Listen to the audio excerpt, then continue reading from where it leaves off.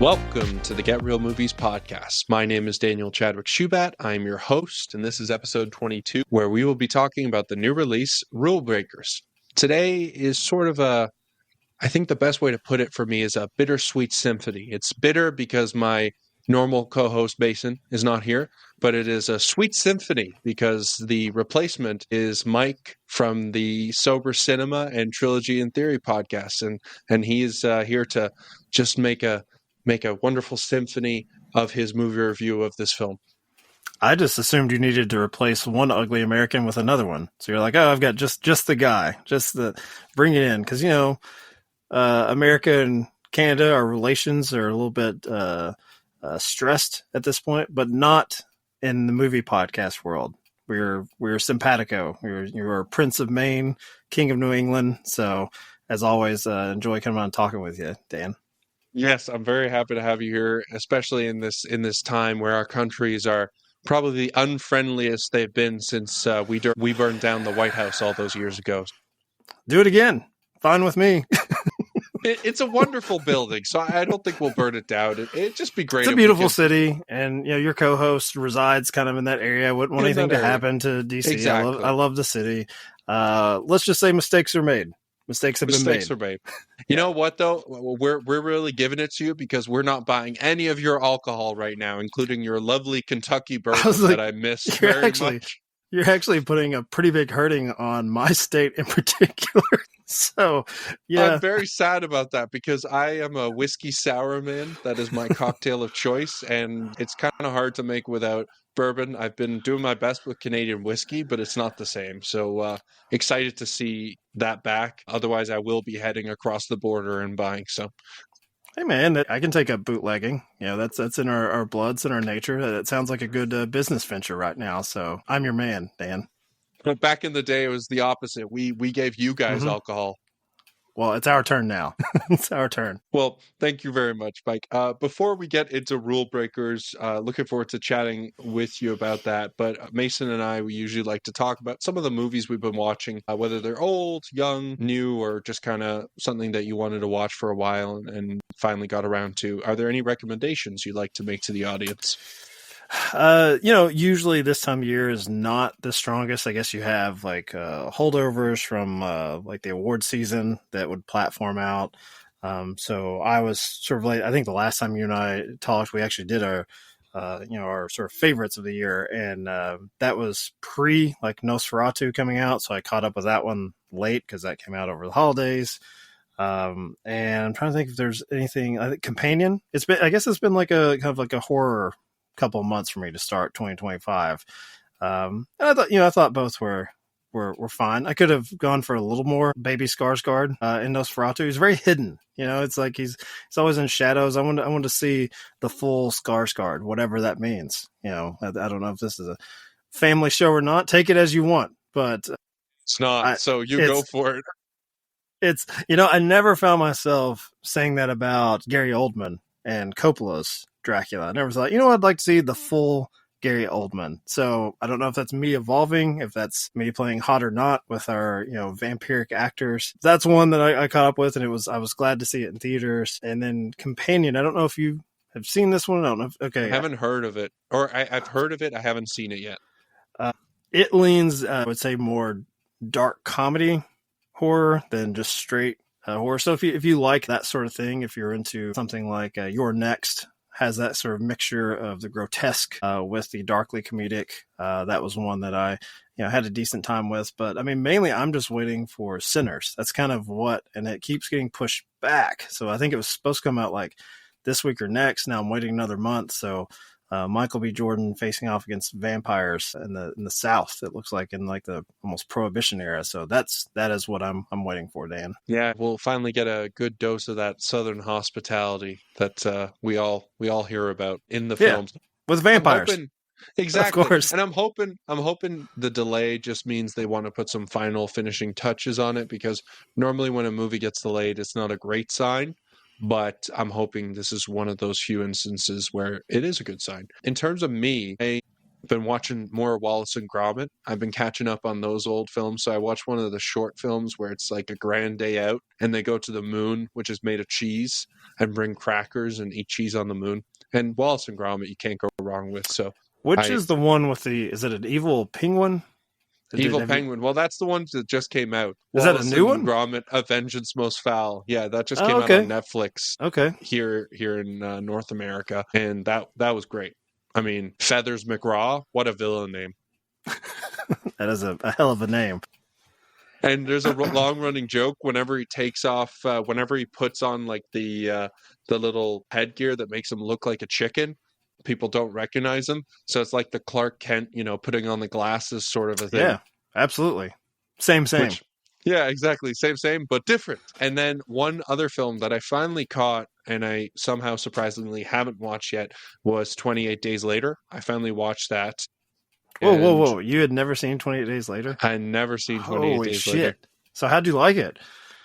So I quite enjoyed it. I think because I've seen some of the more recent zombie movies where they, move at that speed and they're so intense. It wasn't as groundbreaking as when it came out for me, as it maybe was for you when you first watched it. I was not even of drinking age when it came out, and you were probably like 4. Yeah, it was 2002, so I was 4 exactly. But hey, at least you weren't drinking age yet. So, it was, same but different. Once I was young, Dan. Once, a long time ago. You still look young, though. That's the main thing, right, God. Mike? I feel like Nosferatu. That's what I feel like. I've been doing that voice recently. It's become sort of a fun thing of mine to do, and everyone tells me to stop because it just hurts my voice more. That's, they're looking out for you. Yeah, of course. But I quite enjoyed it. It was, like I said, I think a lot of people who will see it now through the veil of having seen other zombie movies that they've done more recently, World War Z comes to mind. I think it was groundbreaking for its time. I also thought it was filled with much better performances than you see in a lot of these zombie films. Cillian Murphy. We saw too much of him, unlike Nosferatu. Never enough. Cillian, what are you talking about? Full frontal. But I actually don't remember that. Is that true? That's not right at the start. It's getting out of the hospital. Whoa. Okay, yeah, he's in the hospital bed, and it's just right over. And it was unexpected. I didn't see it coming, but I quite enjoyed it. I love Brendan Gleeson as well. Christopher Eccleston, Naomi Harris, just a really fantastic cast. And then Danny Boyle and Alex Garland. This is just a dream team, really, and I'm really excited to watch 28 Weeks Later, and then finally watch 28 Years Later when it finally comes out, which was one of my more anticipated movies. I just to make a little callback to our top 5 films episode, Mason's most anticipated movie just came out, and I'm only hearing good things about it so far. Mickey 17, so we might both have been wrong for bullying him, although I don't think it's ever bad to bully him. No matter if the film's quality or not, we were not in the wrong to attack Big Pharma Mason. That's never going to be a problem. Big Pharma, the liberal media Mason. Have you? I'm sure you all have discussed this, but have you checked out his actual sort of work-related podcast ventures where he's pretty good. I know nothing about what he's talking about, but I watch it just for him. I know, yeah, he's very good at podcasting, and his videos, we don't even do videos here, his videos that he puts out are highly edited, and I am now wondering why I do all the audio editing here, because he does such a great job. It's a good question, Dan. Yeah, he's making me do all the work. And he gets all the rewards of spending time with me. So just to bully him a little bit more, though, I sent something to Mike earlier this week, and it was some meme with someone looking angry, and it was some film student being angry at you for not having a Mongolian film as your favorite film, a 6-hour Mongolian film. And I just said Mason and his French film. So yeah. I feel bad because he felt very strongly about getting, I guess, the greatest adaptation of the Count of Monte Cristo, and all it makes me want to do is watch the Guy Pearce one again, because I like Guy Pearce, which apparently is the wrong answer. That's the wrong film. Guy Pearce and Jesus, starring Guy Pearce and Jesus. Yeah. Two people who mix quite well now. I think it was from the director of Waterworld as well. So that's High Wait, didn't art. Kevin Costner? He didn't direct Waterworld. He just starred in that shambolic film. I think you're halfway right. I think the director left and Costner fished it up, but I believe it was Kevin Reynolds who he had worked with Kevin on Reynolds. like Robin Hood, and he's a pretty good action director, and he made a fine Monte Cristo movie. Yeah, Mason. very fun. Yeah, very fun. Anyways, Mason has now turned off, so we can get to the movie review. But yeah, we got this screener sent to us by Angel Studios, and I guess they picked this up so they could finally release it here. It's now out for people who do want to see it. But it's the true story about the Afghan Dreamers team, which was a team of young women, Afghani women, who wanted to make their way to the States for a robotics competition. And to put it in perspective, robotics and computers, never mind robotics, were mainly only allowed for boys in Afghanistan until these sort of trailblazers made way and started pushing for young women to learn too. And obviously, ever since the Taliban came in after you guys, the Americans over there, left Afghanistan, mistakes were made. Like, I'll say it again. it's been a little tougher for them, and so this is sort of a story where you know a lot of the surrounding news, so it can be depressing at times. But Mike, I'll start off with asking you, what did you think about the film? What were some of maybe your preconceptions before you went in, and what were some of your thoughts on it? Well, preconceptions as a big, dumb, ugly American. I didn't know what it was about. You know, you said, "Hey, do you want to watch this?" And I looked at really the only name I recognized, which was Fleabag herself, and I was like, "Oh, cool! That should be like slightly amusing," which the film is at times, just because the chemistry is there with these young girls and their dynamic. But as soon as you start this thing up, it's in Afghanistan. You already mentioned the history our country has with it. They timestamp it and then do a little bit of flashback. And in one sequence in particular is cut up where our main character, this woman who has this dream of sort of bringing education opportunities to the women of Afghanistan, shot at. So you're not in for the most, I guess, carefree movie, but it does have somewhat of a sort of carefree tone when it's these young women in the, I guess, the sports movie mode of it, where they're competing, they're trying to, and it's a sports movie for dorks, right? It's like the mathletes, and there's a sweetness to it. I mean, I'm being a little bit insulting, but like when they do show these competitions, it's a very different dynamic from if you're watching two basketball teams go at it, where there's trash talk or things like what they're competing for is, in theory, coming up with things that are good for humanity. So that adds a different bent to the competition aspect of the movie, don't you think? Like, one of the teams is trying to build a device to help the visually impaired, and our Afghani Dreamers are building a device that can recognize landmines that have not yet been diffused. So it's hard to just root against one team and be like, oh, I hope they lose because they're jerks. Like none of the teams here are doing anything bad. And so it has that feeling that everyone is like rooting for each other. And I guess I don't know how true to life it is, but you see it in the competition scenes here where the different countries and teams are like, hey, that's a cool idea. I hope you all get that to work. Your idea is cool too. So it has this very collaborative nature to it, which I think is quite a bit different from most sports movies. You don't usually see that. And you don't. And I mean, I will say the English team, the team from Great Britain with their like yellow submarine type thing, I did, in my mind, I was literally like, I would bully you if I met you. You'd bully the English. I'd bully the English. Okay. But I'm also English, so I wouldn't bully the Afghan. Especially with what they go through just to show up. Yeah. Let's clear that up, okay? I know I have a bad rep on this podcast ever since the Mormon comments, but I'm quite inclusive in most ways.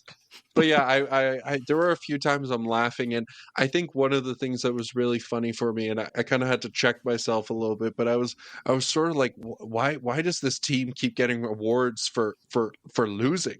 Because as you go throughout the movie, like the Afghan team, they get put up on stage, and it's like, and here's in fourth place, 1.5 points behind third. It's the Afghan team, and I'm like, I get why they highlighted them, because their situation is just so much crazier than pretty much anyone else in the world.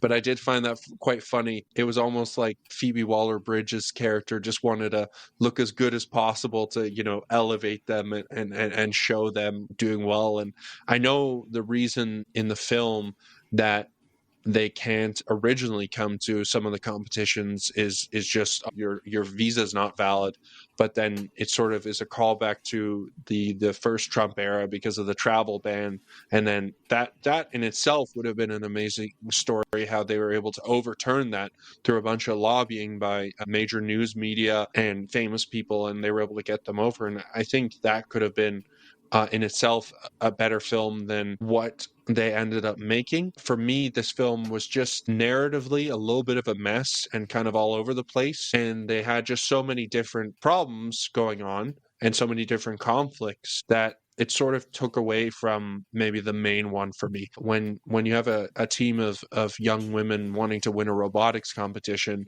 but they're getting shot at, or their dads won't even let them go because they think women shouldn't be out of the house, then it sort of makes the whole robotics competition seem a little insignificant in a way. And I think that was one of my problems with the film. I also think just editing wise, it was a little messy at times, going from newsreels to the movie to maybe what might be real life footage. It took me out of it a little bit more, and I wish it just would have stayed with the feature focus and focusing on the actresses who are playing these young ladies, rather than sort of where it would like go black and then cut to like a newsreel. And you can make that work, but I don't think it exactly worked for this film. There is an extended sequence, I guess like a music montage where we see all the dorks on parade at their little competition, dancing and having a good time. But I think that's perfectly fine because it's a less than a competition. It's like a convention for like ideas from different nations, and theirs in particular, I think it means more for them. There's one sequence where they sneak out away from the adults who are supervising their trip. I could have stood for probably 10 minutes, 15 minutes of that. Like what do teenagers, not only just teenagers in general, left on their own, but teenagers who have not had the opportunity to be exposed to the world. With the Afghani dreamers in particular, you have one of the characters, and I'll just apologize because I can't keep any of them separate from the others, except for in my head, I'm like, all right, that one's the pilot, that one's the software person, this one's like the spokesperson, that sort of thing, because they're all young actors, and if it was, I don't know, Nathan Lane was one of them, it'd be like, all right, Nathan Lane is doing this. John Lithgow is doing that sort of thing. But one of these young girls does say, like, hey, we're ever going to get to like just do anything for ourselves? Because there is inherently a lot of pressure on them to like justify their like existence, which is not the case for other countries. Like, you have an American team, I believe they're from Pennsylvania in this film. I'm sure they don't have to justify an interest in mathematics or robotics. Like, this is, checking off like the bingo card as far as them either getting a scholarship. Their parents, I'm sure, are very proud because they're like, oh, good, you're going to go off and make something yourself and probably make quite a bit of money. Whereas these young ladies have to, as you said, justify it to their parents. And some of them are, it's not kind, but you understand it. Like, one of the fathers, like, wants to hold his daughter back because he's actually just, I think, fearful of like something happening to her for participating in this thing, given the climate of their country. So they have to justify it to their parents. They have to justify it to financially. They have to like win, or they have to place a certain high amount just to basically say, we're going to shut this program down. So there's a lot of pressure, and I agree with you on some of the pacing of the film. And when they actually did, their version of Breaking Bad, which is just going into a club and sort of awkwardly shuffling, like dancing amongst themselves, no drinking, no drugs, no mayhem. I wanted a little bit more of that because I agreed with that character. I'm like, yeah, when do they get to just make a decision just for themselves? And they don't have any of these other things going on. So it's sort of it's a sweet sports movie in that way. It is a little long. And as I think you pointed out, probably the main flaw I had with it, which is there's, death and despair in this film. So sometimes it's like, I think at one point, their machine they worked on gets mishandled, like in transit, and it's like, good. Look, I almost got angry at the film. I don't know if that's true to life or not, but I'm like, can these fictional characters, much less the real people, can they catch a break? I was like, do they always have to be behind the eight ball? Sometimes it felt like there was just a little bit too much of an attempt to build tension, and I want a little bit more of a release at different points in the film for these young ladies. Yeah, and I felt like this film sort of maybe would have been better served if it was more focusing on the positive. Because I think anyone who hears the name Afghanistan, you immediately associate some things that immediately go in your brain, and you think about all the tough times that country's had in the last. I think they mentioned it in the movie, but it's like the Russians, and don't forget about the Mongolians, and Genghis Khan, and they just haven't had Yeah, a us break Americans there. are on a great list. That's definitely a party you want to be right there with. Yeah, but I think it would have maybe gone down a better route. I do think there's some solid performances in this. Phoebe Waller-Bridge was interesting. I think it wasn't a performance where I'm like, no one else could have played that role, but I saw what she was sort of doing. It was the dorky, as everyone is in these robotics conferences, the dorky sort of woman who's made it, and she's now lifting other people up, and Well, yeah. yeah, it'd be a lot different. You can't have, I don't know, Stifler from American Pie show up and be leading the robotics conference, Yeah, at least exactly. not with that personality. Yeah. And I'm assuming that, the real life actor here is just like lending sort of her face and name to To the what's going to film. be, mostly a bunch of unknowns.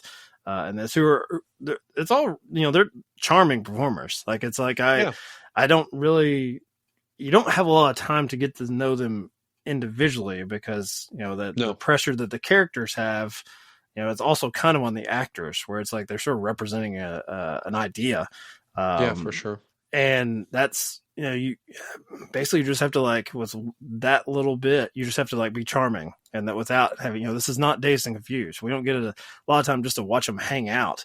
So I think that the cast totally, like, equipped themselves very well. And yeah, I think I probably enjoyed it more than you, because I do kind of like the sports movies things. Like, Gene Hackman just passed, so I was like rewatching Hoosiers again.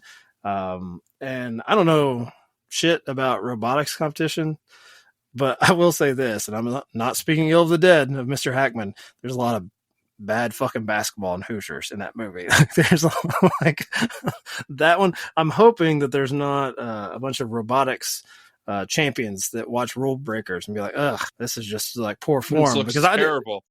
it worked for me. Like, Yeah. I seem to get it, but yeah, I mean, I think this works as a sports movie, other than it just, it is 2 hours long. I could see this one, if people, I don't know how people just stumble on things now, like, because Netflix has the most random top 10 lists every week, where you're like, really, what caused the world to be like, we're gonna watch, I don't know, this random Morgan Freeman movie from like 2007, it'll be, top 10. But ideally something like Rule Breakers would find an audience, just people just, giving it a shot. So I appreciate you reaching out and letting me, check this one out. And I sort of lamented, I was like, man, this one, this would be nice if it got a wide theatrical release. Sure enough, it's actually playing in my theaters here in Lexington, Kentucky. We're not able to sell our bourbon to our Canadian friends anymore, but we can watch Rule Breakers. A little culture can come to us. Well, it's playing here in Ottawa too, and Angel Studios is quite an interesting one, because they have this sort of guild that's a bunch of members of the public, and they vote on which movies they want to either release or make, or different things like that. So I think there's definitely a place for this. I don't think it's a bad movie at all. I think it's well enough made, and I think that for me, I feel the runtime a bit, even though it's not the longest film. I feel like they definitely could have cut it maybe a little better and edited it a little better. But I think there's good performances and some promising young actresses in it, and it's an important story too. So it's one of those films where it might be your cup of tea, it might not. I love those sports movies, those inspirational sports movies, and even if you don't like the film particularly, it still kind of fills you up with a bit of joy, which is never a bad thing. And I I also think think it's one of those. And this is a rare time I get to play this card on you, Dan. I think you might be too old for it. I think this skews a little younger. Like, you could say this to me for as long as you've known me in our podcasting friendship. But I had that thought. I was like, this feels like it's aimed at kind of preteens or adolescent. I could see that. I could see 100%. that particular audience, and I think it would really work for that age group. So I try to view it through that lens that, me as a bitter and broken, American, maybe this is not for me, but I do think for the young kids out there, I think it's a pretty good movie. Sports movie. Yeah. And Mike, I appreciate that because I turned 27 at the end of the month. I'm starting to get up there. I'm closer to 30 than I am 25. It's just then after that, it's just the grave for you. That's all that's left to look forward to. Well, hey, dude, that's why the grays are showing up. You can't see them in this light. Yeah, but you got a nice thick head of hair. This is not a video podcast, but it is a good-looking kid from the state of Maine that I'm staring at. Maine, Canada. That's an inside joke from our podcast many years ago. Yeah. But Mike, we like to do ratings, but not in the traditional sense. We do 4 different ratings. So you skip the movie, wait till it comes out on VOD, go to the theaters to watch it, or run to the theaters. You have to go tonight, right now, as soon as you hear this podcast. So my rating for this film is probably going to be a VOD film. I think if you go to the theaters with a family, it's a great day out. You'll learn a lot about a really inspiring story. And I think it's, not a waste of your money at all.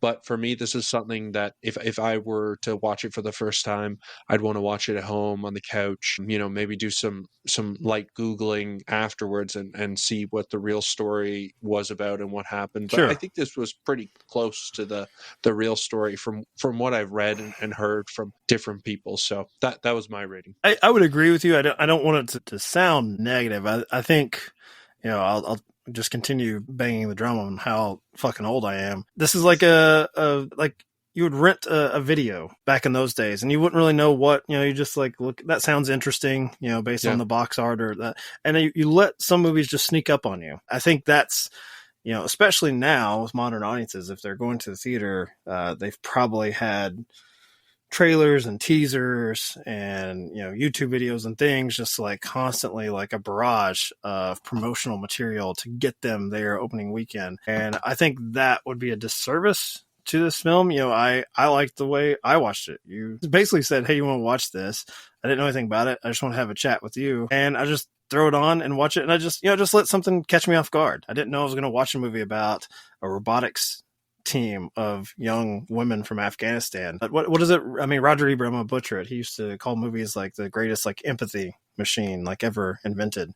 And that's what this was. For a couple hours, I didn't know this story, and I just got to sort of live it with these people and just see what their experiences are like. And it's something that even our friends in the North, Canadians, like, Americans take a lot of things for granted, like our friendship with Canada, apparently recently. But I think generally speaking, across the globe, people probably are so stuck in their own lives that's what I love about movies. I get a chance to just see like a different walk of life, and that's what this is. So yeah, I'm not saying this is like a wait for video because that's what it deserves. I'm just saying that it's that type of movie that when I was a kid and my parents rented a tape of something that I thought was going to be terrible or I'd have no interest in, and then I'd sort of get swept up in it. So kudos to this film for allowing me to have that story like imprinted in my brain, because I am a dumb American. I don't read much, especially if it doesn't have anything to do with us. But that's what movies are for. That's you read to me movies. Fleabag, you tell me a story. So it's a positive straight to VOD. It's absolutely positive. Yeah, I like that. I think that in the next month or two, before the tariffs hopefully go back to normal, I should bring someone on from Argo to talk about the special relationship we have and how we helped you out of a real dark tunnel there in the Iranian hostage crisis there. Well, I just discovered, I'm a comic book guy, not really so much a comic book movie guy, but, I love my funny books, and I've been getting back into them recently, just buying stuff. And I didn't realize that almost entirely the entire market of comic books printed in Canada. So wow, that would be like, your little $4 comic book is going to be $5 now. And so, I need this special relationship because Canada is helping me learn how to read good, like Zoolander said. So. Oh, well, there we go. If that doesn't convince our prime minister and your president, I don't know what will. I don't either. At this point, it's worth a shot, Dan. Well, Mike, thanks so much for joining me and chatting about this film today. Listeners, if this podcast made you feel like a dumb American, then feel free to leave us a review. Maybe leave Star us a rating. comment. No words. I like it. 5 stars. Leave us a comment on Spotify. Maybe give us some of your potential solutions to this whole tariff war. Maybe you guys. I'll tell you what, man. Usually, I feel like it's a really big ask to get someone to like leave a 5-star rating on my like little podcast. But now you're asking them to solve this tariff situation. Man, you got a lot of respect for your audience, Dan. I like it. I do. If they're listening to us, they're obviously smart. And even if this podcast made them feel like a dumb American, Mike undersells himself, but he is not a dumb American. He's quite a smart one and has a lot of good opinions on film. So I'm always glad to bring him on here. But Mike, before I let you go, tell everyone where they can find you. I mentioned it at the start of the podcast, but tell everyone a little bit about your podcasts. Yeah, I mean, the longest running one I have, it used to be called War Machine versus Warhorse, which was a terrible title as far as trying to market what the hell it is. I loved it, though. It's now called Trilogy in Theory, which is a bit more on the nose in the sense that we pick 3 different movies and try to find some way to connect them to make a trilogy in theory. And I like that show a lot now because I don't edit it at all anymore. So I just show up and talk into a can, and then it goes out to the internet and all of that. And then I do another show with my buddy Hyro, who's also a mutual friend of Dan's, called Sober Cinema, where each year we pick a year of movies and we treat them as if those were the new releases every opening weekend. So we're currently doing 1995, which means Dan wasn't born yet. And we're just going back through those movies, week after week. And I'm hoping one day, I don't think Dan doesn't know this. This is breaking news to him. But a couple months ago, I asked you, I was like, hey, what year were you born? And you told me the year. And I would like to do a project, me, you, and Hyro. I would like to cover that year from someone that was his birth year. And then so you got 2 old guys, and then every week we do Dan's birth year as one whole season of Sober Cinema. Well, I'm very excited. I'm so excited to find this out, and I am there. You know that if you putting you on the spot, man. Imagine I'd be like, no, that doesn't interest me. Sounds really dull. I don't think so. I'd rather not talk to 2 old guys about movies from my birth year. I'd rather talk to 2 younger. But yes, I'd be very excited to do that. And now I could promote that as well. So everyone go listen to Sober Cinema and Trilogy in Theory. Just ignore that because Mike doesn't even edit it anyway. So. Yeah, I mean, I'm just a supporting player in that regard. We talk about comic book movies a lot because my co-host really likes them, and I start to feel bad about myself because he's a bit like your co-host. He comes with like the best of intentions and optimism to every new comic book movie, and then we end up having a very sad discussion about it after the fact. Let's hope it gets better. I don't know if it will, but let's hope. What is the next one? What do we got? Superman? Thunderbolts. You think that's going to be good? Thunderbolts. I like. Well, it's going to be the A24 of Marvel. I don't really understand that, but I do like Florence Pugh. I think she's. Yeah, I like the cast. Always good. Yeah, and Sebastian Stan's been on a roll recently, so let's hope they do something well, and maybe the Fantastic Four will finally get it right. Probably not, but. Maybe. I'm not, man. I can tell Dan is older. I remember when he was just a spry, optimistic kid, and now even he's been beaten down by one too many Marvel movies. Yes, I have. Everyone, thank you so much for listening. We love chatting about films, and I hope you like hearing us chat about them. So until next time, I've been Daniel. And I'm Mike, right? Is that what I'm supposed to say? Yes, you are Mike. And we'll see you at the movies. Take care, y'all.